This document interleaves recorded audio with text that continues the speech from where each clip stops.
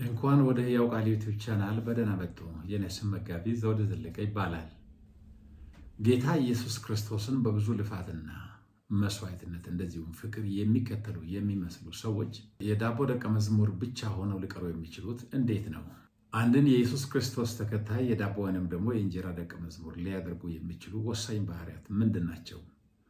እንዲሁም ደግሞ ጌታን የሚከተሉ ሰዎች ራሳቸው የዳቦ ወይንም የእንጀራ ደቀ መዝሙር ብቻ ሆነው ከመቅረት ሊጋረዱት ሊጠብቁት ወይም ሊከላከሉት የሚችሉት እንዴት ነው የሚለውን ሐሳብ በዚህ ቪዲዮ እንመለከታለን። በዮሐንስ ወንጌል ምዕራፍ 6 ላይ ቁጥር 26-29 ባለው ክፍል ላይ ጌታ ኢየሱስ ክርስቶስ እርሱን ለመከተል የመጡትን ሰዎች ካስጠነቀቀበት ሐሳብ የዳቦ ደቀ መዝሙር የሚለው ቃል ወይም ሐሳብ የተወሰደ ሲሆን በዚህ ወሳኝ ጉዳይ ላይ ዮሐንስ ወንጌል ምዕራፍ 6ን መሰረት በማድረግ የእግዚአብሔርን ቃል ስለምንማር ይህ የእግዚአብሔር ቃል ወደ ሌሎችም እንዲደርስ ሼርና ላይክ እንዲያደርጉ ቪዲዮንም እስከ መጨረሻው እንዲከታተሉ በታላቅ አክብሮት እየጋበዝኩኝ እንደዚሁም ደግሞ የጥበብና የማስተዋል አምላክ የሆነው የእግዚአብሔር መንፈስ የቃሉ ባለቤት በቃሉ ብርሃንና ማስተዋል እንዲባርኩ እየጸለይኩኝ በቀጥታ ወደ ትምህርት አመራለሁ። የዮሐንስ ወንጌል ምዕራፍ 6ን በምናነብበት ጊዜ ብዙ ሕዝብ ኢየሱስ በሽተኞችን በመፈወስ ያደረገውን ተአምራዊ ምልክት ስላየ ብቻ ይከተሉት ነበረ። ከደቀ መዛሙርቱ ጋር ጌታ ኢየሱስ ክርስቶስ በዮሐንስ ወንጌል ምዕራፍ 6 በምናነበት ጊዜ ወደ ተራራው ወጥቶ ይቀመጣል። ከዚያም በኋላ ደግሞ ወደ እርሱ የሚመጡትን ሰዎች ጌታ ኢየሱስ ክርስቶስ እያየ አንድ ጥያቄ ለደቀ መዛሙርቱ ወይም በተለይም ለፊልጶስ ያቀርብለታል። ይሄኛውም ይህንን ሁሉ ሕዝብ የሚመግብ እንጀራ ከየት እንግዛ የሚል ጥያቄ ነበር ያቀረበለት። ፊልጶስም የራሱን መላምት ወይም ደግሞ ግምት ያስቀምጣል። ከደቀ መዛሙርቱ አንዱ የስምዖን ጴጥሮስ ወንድም እንድርያስም ደግሞ 2 ዓሣና 5 እንጀራ የያዘ አንድ ወጣት እዚህ አለ። ይሄ ሁሉ ግን ለዚህ ሁሉ ሕዝብ ምን ያደርጋል የሚል መልስ ነበር የሰጠው። ከዚህ ክፍል ላይ የምናስተውለው ሰዎች ጌታ ኢየሱስ ክርስቶስን እየተከተሉ ኢየሱስ በሚፈልገው መንገድ እርሱን ካልተከተሉ የዘላለምን ሕይወት ከመፈለግ እንደሚደናቀፉ ከዚህ ክፍል እንማራለን። የመጀመሪያው ሐሳብ ሰዎች የኢየሱስን ተአምራዊ ሥራ ለምድራዊ ዓላማ ብቻ በሚያውሉበት ጊዜ የዳቦ ደቀ መዝሙር የመሆን ባህሪ ውስጥ ይገባሉ። ይህንንም የምንመለከተው ዮሐንስ ወንጌል ምዕራፍ 6 ላይ ከቁጥር 1-15 በምናነበት ጊዜ ይህንን ተአምራዊ ሥራ እንዲሰራ ያነሳሳው ነገር ምንድን ነው ብለን በምናይበት ጊዜ ኢየሱስ በሽተኞችን በመፈወስ ያደረገውን ተአምራዊ ሥራ ስላዩ ብቻ ነበረ ሕዝቡ በብዙ ቁጥር ኢየሱስን ይከተሉ የነበሩት። አምላክነቱን ወይም ደግሞ ኢየሱስ ከአብ ዘንድ መምጣቱን ሳይረዱ ለጊዜያዊ እንጀራ ጌታ ኢየሱስ ክርስቶስን አጠብቀው ይከተሉ ነበር። 2 ዓሣና 5 እንጀራ በተአምራዊ መንገድ ከባረከ በኋላ ለ5,000 ሕዝብ ያውም ወንዶች ብቻ ሲቆጠሩ ይላል እግዚአብሔር ቃል በዚያ ክፍል ላይ ቁጥር 10 ይመስለኛል። ስለዚህ እነዚያን ሰዎች ከመገበው በኋላ ወይንም ደግሞ ከመመገቡም በፊት ደቀ መዛሙርቶችን ሊፈትናቸው ለዚህ ሁሉ ሕዝብ የሚበቃ እንጀራ ከየት እንግዛ ብሎ ይጠይቃቸዋል። ኢየሱስ የአንድ ወጣት ምሳ ወስዶ ባርኮ ለ5,000 ሕዝብ ካበቃ በኋላ እንደመገባቸው ክፍሉ ይናገረናል። እንደዚሁም ደግሞ ያንን በመለኮታዊ መንገድ የተባረከውን ወይንም ደግሞ የተባዛውን ዳቦ ሰዎች ከተመገቡ በኋላ ቁርስራሹ እንኳን እንዳይባክን የሚል መለኮታዊ ትእዛዝ ኢየሱስ ለደቀ መዛሙርቱ ሲያስተላልፍ እንመለከታለን። ይህ ሁሉ የሚያሳየን በተለይም በቁጥር 6 ላይ በምናነብበት ጊዜ ኢየሱስ ሊያደርግ ያለውን ያውቅ ነበር አስቀድሞ ይላል። ደቀ መዛሙርቶቹን ይጠይቅ እንጂ ያንን ሕዝብ ሁሉ የሚመግብበትን ከተመገቡበት ደግሞ ተነስቶ የሚያስተምራቸውን ነገር ሁሉ ኢየሱስ ክርስቶስ እንደ አምላክ ይዟል በልቡ። ስለዚህ ደቀ መዛሙርቶቹን እምነት ግን ለመፈተሽና ለማየት ያክል ይህንን ሕዝብ ሁሉ የሚመግብ እንጀራ ከየት እንግዛ ብሎ እንደጠየቃቸው ክፍሉ ያስታውሰናል። አሁን የሰዎቹ ምላሽ ነው የመጀመሪያ የምንመለከተው። እንግዲህ ሰዎቹ ምላሽ ምንድን ነው? ኢየሱስ መለኮታዊ ስልጣኑን ለማመልከት ያከናወነውን ተአምራዊ ተግባር ወይንም ደግሞ ስራ ወይንም ደግሞ በ2 ዓሣ በ5 እንጀራ 5,000 የመገበበትን ለምድራዊ ዓላማ ብቻ ነበር ያዋሉት። ወረድ ብለን ዮሐንስ ወንጌል ምዕራፍ 6 ቁጥር 14 እና 15 በምናነብበት ጊዜ ሰዎቹ ወደ ዓለም የሚመጣው መሲህ በእርግጥ ይህ ነው ብለው ትክክለኛ ስም አንስተው ኢየሱስን ሲጠሩ እንመለከታለን። ይሁንና ቁጥር 15 ላይ ምንድን ነው የሚለው? ክፍሉ ኢየሱስን ይዘው በግድ ለማንገስ ፈለጉ ነው የሚለው። ስለዚህ ጌታ ኢየሱስ ክርስቶስ ፖለቲካዊ መሪ እንዲሆንላቸው ሁል ጊዜ ዳቦ እያቀረበላቸው ምድራዊ መፍትሄ ለነሱ እያቀረበ እንዲኖር ስለፈለጉ በግድ ይዘው ለማንገስ ፈለጉ ነው የሚለው። እንግዲህ ጌታ ኢየሱስ ክርስቶስን የሰራውን ተአምራት ካዩ በኋላ በግድ ይዘው ለማንገስ ሲፈልጉ ጌታ ኢየሱስ ክርስቶስ ከነሱ ዞር ነበር ያለው። ጌታ ኢየሱስ ክርስቶስ ከነሱ ገለል ብሎ ወደ ተራራ የወጣበትን ያንን ውሳኔ ስንመለከት ለተአምራዊ ስራው ህዝቡ የሰጠውን ምላሽ ኢየሱስ አልተስማማም፣ ወይም ደግሞ ይሄ ምላሻቸው ከእግዚአብሔር ሐሳብ ጋር የሚሄድ እንዳልሆነ ከዚህ ክፍል እንረዳለን። ከዚህም የምናስተውለው ብዙውን ጊዜ በወንጌላት ውስጥ ጌታ ኢየሱስ ክርስቶስ ያደረገውን ተአምራት ህዝቡ ኢየሱስ ተአምራቱን ሲያደርግ በአእምሮ ወይም በልቡ የያዘውን ዓላማ አይፈጽምም። ለምሳሌ በሉቃስ ወንጌል ምዕራፍ 17 ቁጥር 11 እስከ 17 በምናነበት ጊዜ 10 ሰዎች በለምጻም ተወረው በሆነ ቦታ እያሉ ጌታ ኢየሱስ ክርስቶስ እነሱ ወዳሉበት መንደር ሄዶ 10ዎቹም ሲለምኑ ሄዳችሁ ራሳችሁን ለካህን አሳዩ ብሎ ሲያዛቸው በመንገድ ላይ እያሉ ከለምጽ እንደነጹ እንመለከታለን።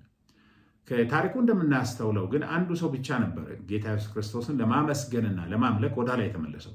ሌሎቹ 9ኞቹ በሙሉ ወደ ስራቸውና ወደ ቤተሰቦቻቸው ይሁን ብቻ መጽሐፍ ቅዱስ በግልጽ አይናገረንም፣ ወዲያው ተነስተው እንደሄዱ እንመለከታለን። ከዚህ የምናስተውለው የኢየሱስ ክርስቶስን ተአምራት ወስደው ለምድራዊ ሕይወታቸው ብቻ ተጠቀሙት እንጂ ኢየሱስን ለማምለክና ለማክበር የእግዚአብሔር ልጅ እንደሆነ የዘላለም ሕይወት ሰጪ እንደሆነ ከምንም ነገር ጋር ሳያገናኙ ወደ የቤታቸው ሄደው በዚያው እንደቀሩ ክፍሉ ያስታውሰናል። ይሄ ብቻ ሳይሆን በዮሐንስ ወንጌልም በተደጋጋሚ የተጠቀሰው ሰዎች ተአምራዊ ምልክት በሚደረግበት ጊዜ ኢየሱስ ካሰበው እነሱ በተለየ መንገድ እንደሚረዱትና ከዚህም የተነሳ ኢየሱስ ክርስቶስ በብዙዎቹ ደስተኞች እንዳልሆነ ይናገራል። ለምሳሌ ዮሐንስ ወንጌል ምዕራፍ 2 ቁጥር 23 እና 24 በምናነበት ጊዜ ሰዎች ኢየሱስ በሽተኞችን በመፈወስ ያደረገውን ተአምራዊ ምልክት ስላዩ ብዙዎች በኢየሱስ አመኑ፣ ኢየሱስ ግን አይታመንባቸውም ነበር ይላል። ስለዚህ ከነዚህ ክፍሎች እንደምናስተውለው ኢየሱስ ክርስቶስ ተአምራዊ ስራውን በሚሰራበት ጊዜ ሰዎች ለምድራዊ ዓላማ ብቻ ያውሉታል እንጂ እርሱ የእግዚአብሔር ልጅ እንደሆነ፣ አዳኝ እንደሆነ፣ ፈዋሽ እንደሆነ በማመን በማስተዋል በመረዳት ጌታ ኢየሱስ ክርስቶስን አላመለኩም። ስለዚህ አሁን ዮሐንስ ወንጌል 6 ላይ የምናየው የኢየሱስን ተአምራዊ ስራ ያውም ደግሞ ዮሐንስ ወንጌል የክርስቶስ ተአምራዊ ስራ ምልክት ናቸው፣ የእርሱን መለኮታዊ ማንነት የሚያመለክቱ ናቸው። ግን ያንን ሰዎች ማየት አቅቷቸው ለምድራዊ ዓላማ ተጨማሪ የፖለቲካ መሲህ እንዲሆን፣ ዳቦ የሚሰጥ መሲህ እንዲሆን፣ እንጀራ የሚሰጥ መሲህ እንዲሆን፣ የሆዳቸውን ችግር የኑሯቸውን ችግር የሚያቃልል መሲህ እንዲሆን ለመሾም ለማንገስ በግድ ይዘው እሱን በስልጣን ላይ ለማስቀመጥ ሲፈልጉ ጌታ ኢየሱስ ክርስቶስ ዞር እንዳለ እንመለከታለን። ዋናው ጥያቄ ከሕይወታችን ጋር የምናገናኘው ጌታ ኢየሱስ ክርስቶስ ያደረገውን ተአምራዊ ስራ እርሶስ እንዴት ይመለከታሉ? ጌታ ኢየሱስ ክርስቶስን የበለጠ ለማምለክ አምላክነቱን የእግዚአብሔር ልጅነቱን ለማስተዋል ነው ወይስ ምድራዊ ፍላጎትን ብቻ ለማርካት ይጠቀማሉ? ጌታ ኢየሱስ ክርስቶስ ለእነዚያ ሰዎች ከተናገረው የምናስተውለው ተአምራዊ ምልክቶች በሙሉ እርሱ የእግዚአብሔር ልጅ እንደሆነ፣ አዳኝ እንደሆነ፣ የዘላለም ሕይወት ሰጪ እንደሆነ ሊያሳየን አይኖቻችንን ሊከፍቱ ይገባል እንጂ ለምድራዊ ዓላማ ብቻ ተጠቅመን በዚያው ልንደመድማቸው አይገባም ማለት ነው።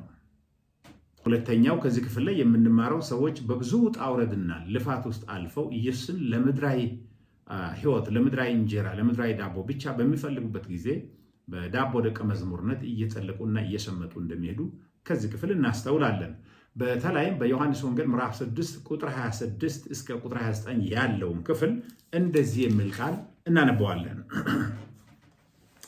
በዚህ ክፍል ላይ ደቀ መዛሙርቶቹን ጌታ ኢየሱስ ክርስቶስ እንደዚህ ነበር የተናገራቸው። ኢየሱስም እንዲህ ሲል መለሰላቸው፣ እውነት እላችኋለሁ ይሄንን ከቁጥር 25 በምናነበት ጊዜ ከባህሩ ማዶ ባገኙትም ጊዜ ረቢ መቼ ወደዚህ መጣ አሉት። ኢየሱስም እንዲህ ሲል መለሰላቸው፣ እውነት እላችኋለሁ የምትፈልጉኝ እንጀራ ስለበላችሁና ስለጠገባችሁ እንጂ ተአምራዊ ምልክቶችን ስላያችሁ አይደለም። ለሚጠፋ እንጀራ አትስሩ፣ ነገር ግን የሰው ልጅ ለሚሰጣችሁ ለዘላለም ሕይወት ለሚኖር ምግብ ስሩ። ለዚህም እግዚአብሔር አብ ማረጋገጫ ማኅተሙን በእርሱ ላይ አትሟልና። እነርሱም ታዲያ የእግዚአብሔርን ሥራ ለመስራት ምን ማድረግ አለብን አሉት። ኢየሱስም እርሱ በላከው ታምኑ ዘንድ ይህ የእግዚአብሔር ሥራ ነው ስል መለሰላቸው ይላል። ከዚህ ክፍል ላይ የምናስተውለው በብዙ መስዋዕትና በብዙ ልፋት ወደ ኢየሱስ እንደደረሱ ከዚህ ክፍል ማስተዋል እንችላለን። እነሱ ቁጥር 29 ላይ ረቢ መቼ ወደዚህ መጣ የሚሉት ከቁጥር 22 እስከ 24 ባለው ክፍል ስናነብ ከዛ በፊትም ባለው ታሪክ ማለትም ከቁጥር 16 እስከ ቁጥር 21 ድረስ ያለውን በምናነበት ጊዜ እንደ ትላንትና ጌታ ኢየሱስ ክርስቶስ የባረከውን እንጀራ ህዝቡ በበላበት ቦታ በሁለተኛ ቀን በማግስቱ መጥተው ኢየሱስን መፈለግ ጀመሩ። ኢየሱስን ሊያገኙ አልቻሉም። ትላንትና ማታ ደቀ መዛሙርቶቹ ወደ ቅፍርናሆም ለመሻገር ባህሩን ሲያቋርጡ መሽቶባቸው ነፋሱና ወጀቡ ሲበረታ ኢየሱስ ሲመጣ ምትሃት ነው ብሎ ሲደነግጡ ጌታ ኢየሱስ ክርስቶስ እኔ ነኝ አትፍሩ ብሎ በዚያ በብዙ ውጣ ውረድ የተጓዙበትን ያንን ወጀብ ያለበትን ማዕበል ያለበትን ባህር ህዝቡ በሁለተኛው ቀን ከኢየሱስ እንጀራ በድጋሚ ለመብላት በጀልባ ተሳፍረው በብዙ ውጣ ውረድ ነበር የተጓዙት። ለዚህም ነበረ ከደረሱ በኋላ ረቢ መቼ ወደዚህ መጣ የሚሉት። ጌታ ኢየሱስ ክርስቶስ ግን የምትፈልጉኝ እንጀራ ስለበላችሁና ስለጠገባችሁ እንጂ ተአምራዊ ምልክት ስላያችሁ እኔም የእግዚአብሔር ልጅ መሆኔን ስለተረዳችሁ አይደለም ብሎ ለሚጠፋ እንጀራ ለሚሻግት እንጀራ ዛሬ በልታችሁ ነገ ለሚጠፋ ለምድራዊ እንጀራ አትፈልጉኝ። ይሄንን ያክል ለፍታችሁ ከአንዱ የባህር ዳርቻ ወደ ሌላኛው የባህር ዳርቻ በጀልባ እየቀዘፋችሁ መታችሁ የምትፈልጉኝ አሁን ተበልቶ አሁን ለሚጠፋ እንጀራ መሆን የለበትም በሚል ጌታ ኢየሱስ ክርስቶስ ሲገሥጻቸው እንመለከታለን። የሰው ልጅ ለሚሰጣችሁ ይላል እዚህ ጋር የሰው ልጅ ለሚሰጣችሁ ለዘላለም ሕይወት የሚሆን እንጀራ ወይንም ሕይወት ኢየሱስን መፈለግ አለባችሁ። እነሱም ይህንን እንጀራ ለማግኘት ምንድን ነው ማድረግ ያለብን ብለው ሲጠይቁ እግዚአብሔር አብ በላከው ታምኑ ዘንድ ይህ የእግዚአብሔር ስራ ነው። እግዚአብሔር እንደላከው ኢየሱስን ማመን እውነተኛ የሰው ልጅ መልፋት፣ መፈለግ፣ መድከም ያለበት ስራ ቢኖር ይሄ ነው። እናንተ ግን ለሚጠፋ እንጀራ፣ ለሚሻግት እንጀራ፣ ዳግም ለሚርባችሁ እንጀራ ከአንዱ የባህር ዳርቻ ወደ ሌላኛው የባህር ዳርቻ እየቀዘፋችሁ በጀልባ ተጉዛችሁ በብዙ ልፋት እየፈለጋችሁ ነው። መሆን ያለበት ግን የሰው ልጅ ለሚሰጣችሁ ለዘላለም ሕይወት ነበር እንደዚህ መድከም ያለባችሁ ወይም መፈለግ ያለባችሁ። ኢየሱስን መፈለግና መናፈቅ ያለባችሁ ለማይጠፋው ለዘላለም ሕይወት እንጀራ ነበር። ግን እናንተ ተሳስታችኋል። በምን ነበር ኢየሱስ ያስተማረው? እንግዲህ በዚህ ጋር በጣም የሚገርመው ነገር ዛሬም ቢሆን ይሄ ሐሳብ በቤተ ክርስቲያን ውስጥ ብዙዎችን የሚነካና የሚዳስስ ሐሳብ እንደሆነ አየዋለሁ። ሰዎች ለሚጠፋ ነገር በቤተ ክርስቲያን ውስጥ ብዙውን ጊዜ በብዙ ደስታ አባል ይሆናሉ፣ በብዙ ደስታ ይታቀፋሉ። በቤተ ክርስቲያን ውስጥ የሚሰጡ አንዳንድ አገልግሎቶች በጣም አስፈላጊ አገልግሎቶች ናቸው። ለምሳሌ ማህበራዊ ኑሮ፣ እድር፣ ቀብር፣ ሌላም ነገር በጣም ወሳኝ ናቸው። ለሰዎች ችግር ቤተክርስቲያን አዘጋጅታ የምትጠብቃቸው አገልግሎቶች ናቸው። ነገር ግን ሰዎች ለነዚህ ለቀብር፣ ለእድር፣ ለመስተንግዶ፣ ለተለያየ ለማህበራዊ ህብረት ብቻ ቤተክርስቲያን ውስጥ አባል ሆነው የኢየሱስን አዳኝነትና የእግዚአብሔር ልጅነትን ሳያስተውሉ እድሜያቸውና ዘመናቸውን ጨርሰው የሚሞቱ ከሆነ ለሚጠፋ እንጀራ ብቻ ለዘመናቸውን ጨርሰው ይሞታሉ ማለት ነው። ይሄ ኢየሱስን የምንከተልበትን ዓላማ በጥልቀት እንድንፈትሽንም ከእግዚአብሔር ዓላማ ጋር የሚታረቅ ስለመሆኑ በደንብ አድርገን እያንዳንዳችን ራሳችንን መጠየቅ እንዳለብን ያስተምረናል። ሶስተኛው ጌታ ኢየሱስ ክርስቶስን ሰው በብዙ መስዋዕትነትና ፍቅር ልፋት እየፈለገ የዳቦ ወይንም የእንጀራ ደቀ መዝሙር ብቻ ሆኖ ሊቀር የሚችልበት ሶስተኛው ምክንያት ከስህተታቸው ከመታረም ይልቅ ጥቅስ እየፈለጉ ከእግዚአብሔር ፈቃድ ጋር ሰዎች ሲከራከሩ የዳቦ ወይንም የእንጀራ ደቀ መዝሙር ብቻ ሆነው ይቀራሉ። በጣም የሚገርመው ነገር ከቁጥር 30 እስከ 34 በምናነበት ጊዜ ጌታ ኢየሱስ ክርስቶስ ይሄ እነሱ ከአንዱ የባህር ዳርቻ ወደ ሌላው የባህር ዳርቻ በጀልባ እየቀዘፉ በብዙ ልፋት የፈለጉበትን ያንን እንጀራ ምድራዊ ነው፣ ጠፊ ነው፣ የሚሻግት ነው፣ የሚርባችሁ ዳግም የሚርባችሁ እንጀራ ስለሆነ አትፈልጉ ለዚህ ብሎ ሲናገር ከተሳሳቱበት የመታረም ፈንታ ምንድን ነው ያደረጉት? እንደውም ከብሉይ ኪዳን ጥቅስ ጠቅሰው ነው ከኢየሱስ ጋር የተከራከሩ። ከዘጸአት ምዕራፍ 16 ቁጥር 4 ላይ ይበሉ ዘንድ ሙሴ እንጀራን ሰጣቸው ተብሎ እንደተጻፈ አባቶቻችን በምድረ በዳ መና በሉ። ስለዚህ አንተን እንጀራ አብላን ብለን እኮ መምጣታችን ትክክል ነው፣ ለምንድን ነው የምትወቅሰን እንደማለት አይነት ወይንም ኢየሱስ ክርስቶስ ላቀረበው ተግሳጽና ማስጠንቀቂያ ሌላ ምላሽ ከብሉይ ኪዳን ከሚያነቡት መጽሐፍ ቅዱስ ክፍል ጠቅሰው ኢየሱስን መሞገት ጀመሩ። የጠየቅነውም የለፋነውም የተጓዝነውም ትክክል ነው።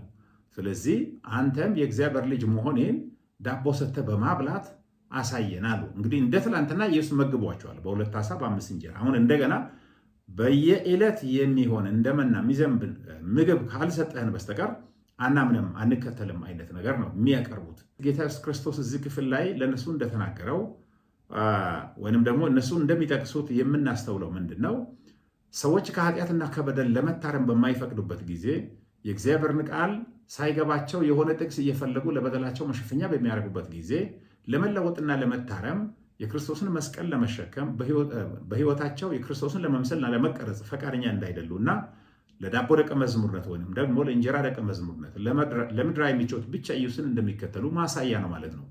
ሰዎቹ የእግዚአብሔር ልጅ ኢየሱስ ክርስቶስ ለሚጠፋ እንጀራ አትፈልጉኝ ብሎ ሲገስጻቸው፣ ሲያስጠነቃቸው እሺ ብሎ መታረምና ንስሐ መግባት ከዚያ ምን ማድረግ አለብን ብለው ወዲያው ከእሱ ጋር መስማማት ትተው ከብሉይ ኪዳን ያልገባቸውን ጥቅስ ጠቅሰው እርሱ እንጀራ መስጠት እንዳለበት የማስገደድ አይነት ነገር እያደረጉ ነው። ልክ ከላይ በግድ ይዘው ለማንገስ እንደፈለጉ አሁን ደግሞ በጥቅስ ኢየሱስ ክርስቶስን አሳምነው በየዕለት እንደመና የሚዘንብ እንጀራ ወይም ደግሞ ዳቦ ሰጣቸው ብቻ እርሱን ሊከተሉና ሊያምኑ እንዳሉ ሲናገሩ እናስተውላለን።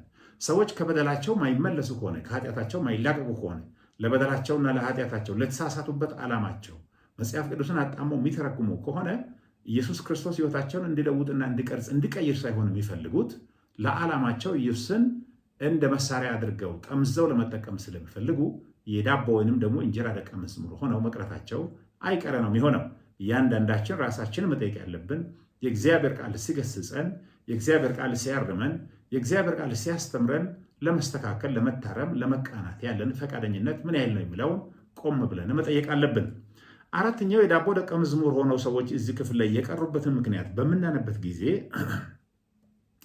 ኢየሱስ ከአብ ዘንድ መምጣቱንና እግዚአብሔር አብና ጌታ ኢየሱስ ክርስቶስ በህብረትና በትብብር የህይወትን እንጀራ ወይንም ደግሞ እውነተኛውን ሰማያዊውን የህይወት እንጀራ እንደሚሰጥ ኢየሱስ መግለጥ ሲጀምር ከአብ ዘንድ መምጣቱን አናምንም አንቀበልም ብለው እምብን ያሉት። ይሄኛውን ክፍል የምናነባው ዮሐንስ ወንጌል ምዕራፍ 6 ከቁጥር 41 እስከ 50 ያለውን ክፍል በምናነበት ጊዜ እናገኘዋለን።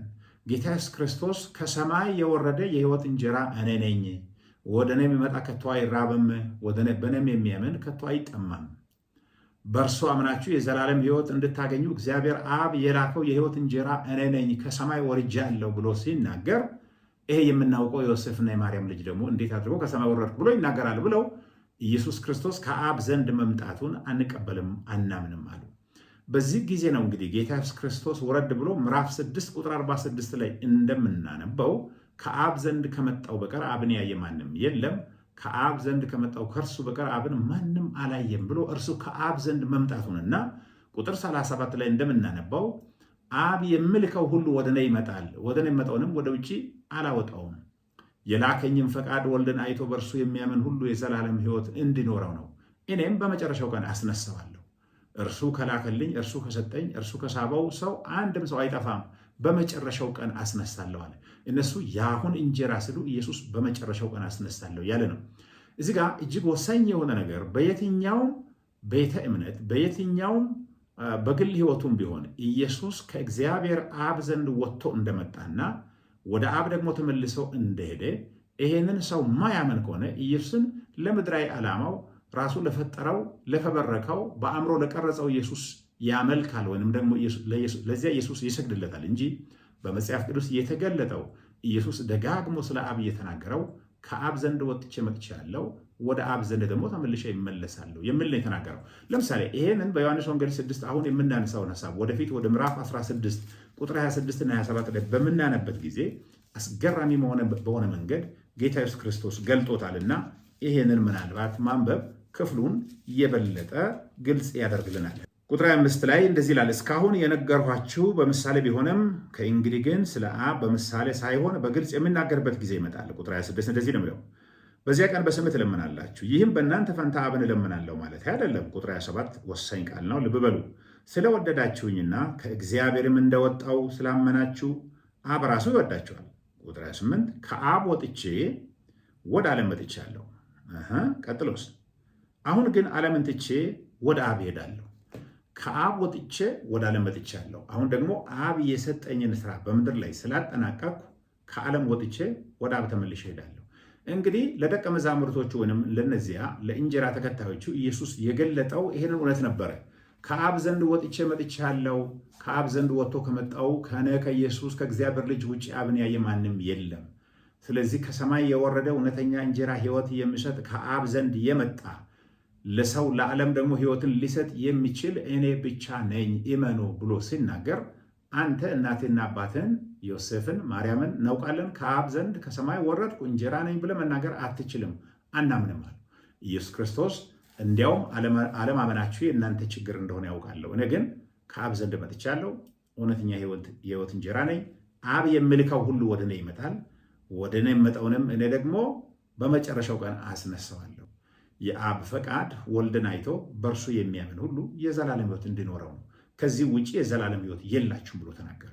ስለዚህ አላመኑም። ግን መጨረሻ ኢየሱስ ክርስቶስ ሌላ አስገራሚ ነገር አንስቷል። ግን ወደዚያ ከመሄዳችን በፊት ከዚህ ክፍል ላይ የምናስተውለው አንተ የምታመነው ኢየሱስ እግዚአብሔር አብ አለው፣ ከአብ ዘንድ ወጥቶ ወደዚህ ምድር የመጣውን በዚህ ምድር ደግሞ አብ የሰጠውን የሰውን ልጅ የማዳን ስራ ጨርሰው ወደ አብ የተመለሰውን ስለ አብ ደጋግሞ የተናገረውን አብ በራሱ ሕልውና እንዳለ የተናገረውን ኢየሱስ ነው የምታመልከው? ወይስ ደግሞ መጽሐፍ ቅዱስን ረግጠው ሰዎች በአእምሯቸው የቀረጹትን ኢየሱስ አብ ነው ብለው አበላሽተው የሚተረጉሙትን ታነባለህ? በነገራችን ላይ ኢየሱስ አብ ነው ብለው የሚተረጉሙ ሰዎች ኢየሱስ ስለ አብ የተናገረውን በሙሉ ዜሮ ነው የሚያደርጉት። ኢየሱስ ክርስቶስ አባቴ በሰማይ አለ ያለ፣ እነሱ ደግሞ ኖ አብ ራሱ በሱ ውስጥ አለ ብለው ነው የሚናገሩት። ስለዚህ መጽሐፉን ማመን ካለብን መጽሐፉን ማመን ነው። የሰዎችን ደግሞ ፍልስፍና ማመን ካለብን ማመን ይቻላል፣ ግን ዘላለማችን ይበላሻልና መጠንቀቁ ተገቢ ነው። ስለዚህ ያንን ማናረግ ሆነ ኢየሱስ ከአብ ዘንድ ወጥቶ ወደዚህ ምድር እንደመጣ በዚህ ምድር አብ የሰጠውን ደግሞ ስራ ጨርሶ ወደ አብ እንደተመለሰ በዚህም አብ የሚሰጠው ሁሉ ወደ ኢየሱስ እንደመጣ ወደ ኢየሱስ የመጣውንም ኢየሱስ በመጨረሻው ቀን እንደሚያስነሳ የአብ ፈቃድ ሰዎች ሁሉ ወልድን አይተው በእርሱ እንዲያምኑ እንደሆነ ይሄ መለኮታዊ ቃል እንደሆነ ስናምን የዘላለም ሕይወት ባለቤት እንሆናለን። ይህንን አናምንም። ኢየሱስ ክርስቶስን ለራሴ ደስ ባለኝ በወደድኩት መንገድ ቀይሬ አምናለሁ ካልን ምድራዊ ህብረት ሊኖረን ይችላል፣ መደሰት እንችላለን፣ መዘመር ይቻላል። ግን የዳቦ ወይንም ደግሞ የእንጀራ ደቀ መዝሙር ከመሆን ስለማያድነን መጠንቀቅ ተገቢ ነው የሚሆነው። ጌታ ኢየሱስ ክርስቶስ ከዚህ በኋላ ሁለት ወሳኝ ነገሮችን ተናግሯል። የመጀመሪያው ለነዚህ እርሱ ከአብ ዘንድ ወጥቶ እንደመጣና ወደ አብ ተመልሶ እንደሚሄድ የተናገረው ነው። ወይንም ደግሞ ከአብ ዘንድ ወጥቶ እንደመጣና አብ የሰጠው ሁሉ ወደ እርሱ እንደሚመጣ በዚህም ኢየሱስ ክርስቶስ የዘላለም ሕይወት እንጀራ እንደሚሆን ሲናገር የመጨረሻ ላይ የተናገረው ለዓለም ሕዝብ ሁሉ እርሱ የሕይወት እንጀራ እንደሆነ የሚያቀርበት መንገድ የራሱን ስጋ እንደሆነ ሲናገር ይህ ሰው እንዴት ስጋውን እንድንበላ ይሰጠናል አለው። ስለዚህ ዳቦ ደቀ መዝሙርነት የሚከሰትበት ሌላኛው ነጥብ ከዚህ ላይ የምንመለከተው ምንድን ነው ከተባለ ኢየሱስ የራሱን ስጋና ደም ለሰው ልጅ ኃጢአት ይቅርታ ብቸኛ መፍትሄ አድርጎ ማቅረቡን ሰዎች ሳይቀበሉ ሲቀሩ የዳቦ ደቀ መዝሙር ብቻ ሆነው ይቀራሉ። ጌታ ኢየሱስ ክርስቶስ የራሱን ስጋና ደም ለሰው ልጅ ኃጢአት ብቸኛ የይቅርታ መንገድ አድርጎ እንዳቀረበ ሰዎች ሳያምኑ ሲቀሩ በዚያን ጊዜ የዳቦ ወይንም ደግሞ እንጀራ ደቀ መዝሙር ብቻ ሆነው ይቀራሉ። ይህንን የምንመለከተው ዮሐንስ ወንጌል ምዕራፍ 6 ቁጥር 51 እስከ 66 ባለው ክፍል ላይ ነው። እንግዲህ ጌታ ኢየሱስ ክርስቶስ በዚህ ክፍል ላይ የተናገረው ምንድን ነው? ኢየሱስ ስጋውን ሳይበሉና ደሙንም ሳይጠጡ የእርሱ ደቀ መዝሙር ሊሆን እንደማይችሉ እንደዚሁም ደግሞ የዘላለም ሕይወት ባለቤት መሆን እንደማይችሉ ገልጦ ነው የተናገራቸው። ስጋውን ካልበሉና ደሙንም ካልጠጡ በራሳቸው ሕይወት እንደሌላቸው፣ ስጋውን ሲበሉና ደሙንም ሲጠጡ ግን የዘላለም ሕይወት ባለቤት እንደሚሆኑ፣ ኢየሱስን በመጨረሻ ቀን እንደሚያስነሳ፣ ስጋው እውነተኛ መብል ደሙም እውነተኛ መጠጥ እንደሆነ ይህንን መቀበል እንዳለባቸው ተናገረ። እንግዲህ ጌታ ኢየሱስ ክርስቶስ ያን ጊዜ ለሰው ልጅ ኃጢአት መስቀል ላይ ወጥቶ ከፊት ሞቱ ሊከናወን እንዳለ እየተናገረ ነው ያለው። ከዚህ ክፍል የምናስተውለው የትኛውም ኢየሱስን ይከተላለሁ የሚል ሰው ጌታ ኢየሱስ ክርስቶስ በመስቀል ላይ የሞተበትን ያንን የመስዋዕትነትን ሞት ብቸኛው የኃጢአት ይቅርታ መንገድ አድርጎ ካልተቀበለ፣ የትኛውም ይህንን እውነት የማይቀበል የኢየሱስ ክርስቶስ እውነተኛ ተከታይ መሆን አይችልም። ምክንያቱም የኃጢአት ይቅርታና ስርየት የሚገኘው በኢየሱስ ክርስቶስ ሞትና መስዋዕትነት ብቻ ስለሆነ የኢየሱስን ሞት ያልተቀበለ ሰው፣ ብቸኛው የኃጢአት ይቅርታ አድርጎ ያልተቀበለ ሰው በራሱ ስራ፣ በሃይማኖቱ ተግባር፣ በሰዎች ፍልስፍና የኃጢአት ይቅርታን ለማግኘት የሚጥር ሰው በሃይማኖት መሪው አማካኝነት፣ በራሱ ስራ አማካኝነት የኃጢአት ይቅርታን ከእግዚአብሔር አገኛለሁ ብሎ የሚጥር ሰው የፈለገውን ብጥር ይችላል። መንፈሳዊ የሚመስል ነገር ሊያከናውን ይችላል። መጽሐፍ ሁሉ ሊያነብ ይችላል። ነገር ግን የዳቦና የእንጀራ ደቀ መዝሙር ምድብ ውስጥ ይከተዋል። ምክንያቱም የኃጢአት ይቅርታ ኢየሱስ የእግዚአብሔር ልጅ እንደሆነና እርሱ የእግዚአብሔር ልጅ እንደሆነ ብቻ ሳይሆን እርሱ የእግዚአብሔር ልጅ ሆኖ ለሰው ልጅ ኃጢአት መስቀል ላይ ወጥቶ እንደሞተ፣ እንደተሰቀለ፣ እንደተሰዋ ከማመን የኃጢአት ይቅርታ እግዚአብሔር ያጎናጽፈዋል። ከዚያ ውጪ ሰዎች እግዚአብሔርን የሚጠሩበት መንገድ፣ ከእግዚአብሔር ይቅርታ ለማግኘት የሚፈልጉበት መንገድ ሁሉ በእግዚአብሔር ቃል ያልተጻፈ በጉልበት የራሳቸውን ፍላጎትና ፈቃድ የሚያደርጉት እንደሆነ ልናስተውል ይገባናል። ስለዚህ ውድ አድማጮቼ የምታመልኩት ጌታ ኢየሱስ ክርስቶስ የእግዚአብሔር ልጅ ለበደላችሁና ለኃጢአታችሁ እንደሞተ፣ እንደተሰዋ፣ እንደተሰቀለ በማመን ጌታን የምትቀርቡ ከሆነ የዘላለም ሕይወት ባለቤት ኢየሱስ ያደርጋችኋል። የኃጢአት ይቅርታንም ያጎናጸፋችኋል። ፍጻሜያችሁም ዘላለማችሁም ያማረ ይሆናል። የመጨረሻው ከዚህ ክፍል ላይ የምናስተውለው የእግዚአብሔር ቃል ሐሳብ የሚገኘው ከቁጥር 67 እስከ 71 ባለው ክፍል ላይ እንመለከተዋለን። እዚህ ጋር ጌታ ኢየሱስ ክርስቶስ የመጨረሻውን ሐሳብ ሲናገር አገልጋዮችና የቤተክርስቲያን መሪዎችም ሳይቀሩ በክፋትና በአመፃ ተለውሰው ኢየሱስን ለምድራዊ ዓላማ ብቻ የሚከተሉ ከሆነ የዳቦ ደቀ መዝሙር ከመሆን እንደማያመልጡ አስጠንቅቋቸዋል። እንግዲህ እነዚያ ሰዎች ይሄ ከባድና አስጨናቂ ትምህርት ነው፣ ማንስ ሊቀበል ይችላል ብለው ኢየሱስ በመስቀል ላይ የሚሞትበትን ለሰው ልጅ ኃጢአት መስዋዕት የሚሆንበትን ሲናገር ጀርባቸውን ለኢየሱስ ሰጥተው ወደኋላ ሲመለሱ ጌታ ኢየሱስ ክርስቶስ ወደ ደቀ መዛሙርቶቹ በመዞር እናንተስ መሄድ ትፈልጋላችሁ ወይ ብሎ ጠየቀ። በዚህ ጊዜ ነው እንግዲህ ጴጥሮስ ኢየሱስ አንተ የሕይወት ቃል አለ፣ አንተ የእግዚአብሔር ቅዱሱ ነህ፣ ከአንተ ወዴት እንሄዳለን የሚል የእምነት ቃሉን የሰጠው። ነገር ግን በጴጥሮስ የእምነት ቃል በሌላ ጊዜ በማቴዎስ ወንጌል 16 ለምሳሌ ከቁጥር 21 ጀምሮ ወይም ከቁጥር 18 ጀምሮ እንደምናነበው ይህም በሰማያት ያለው አባቴ ገለጠ ብሎ ኢየሱስ ከመደነቅና ከመገረም እንደገናም ደግሞ የተስፋ ቃል ከመናገር ይልቅ በጴጥሮስ የእምነት ቃል እንኳን ብዙም ቆም ብሎ የእሱን ቃላት ሳያደንቅ ቀጥታ ወደ ማስጠንቀቂያ ነው የተሻገረው። 12ቱንም የመረጥኳችሁን አይደለሁም፣ ከእናንተ አንዱ ዲያብሎስ ነው አለ። ይሄንንም በኋላ ላይ ማን አሳልፎ እንደሚሰጥ ኢየሱስ ያውቅ ስለነበር ተናገረ ነው የሚለው። በመጽሐፍ ቅዱስ ውስጥ ኢየሱስ ከተናገራቸው የመስጠንቀቂያ ቃላት ወይንም ደግሞ የተግሣጽ ቃል በጣም ከበድ ያለ አስደንጋጭ ቃል እዚህ ውስጥ እናገኛለን። እርሱ የመረጠውን ይሁዳን ከሌሎቹ 12ቶቹ ጋር 12ቶቹንም የመረጥኳችሁ እኔ ነኝ፣ ግን ከእናንተ አንዱ ዲያብሎስ ነው። ለምንድን ነው ኢየሱስ ክርስቶስ ይሁዳን ዲያብሎስ ነው ብሎ የጠራው? ምክንያቱም በኋላ ላይ ኢየሱስ ክርስቶስን ለ30 ብር ሸጦ ኢየሱስ ራቁቱን እንዲሰቀል እንዲዋረድ ለጠላቶቹ አሳልፎ የመስጠት ሚናውን ለመወጣት ነው የመጣው። የኢየሱስ ተከታይ ይመስላል። ታምራቶቹን ይመለከታል። ከኢየሱስ ጋር በማዕበል በውሃ ሁሉ በታንኳ ውስጥ ሁሉ ነበረ። ያንን ተአምር ድንቅ ሲያደርግ ሁሉ በዓይኑ ይመለከት ነበረ። 2 ዓሣ 5 እንጀራ ሲመግብ ያንን መለኮታዊ ኃይል ሁሉ ይመለከት ነበረ።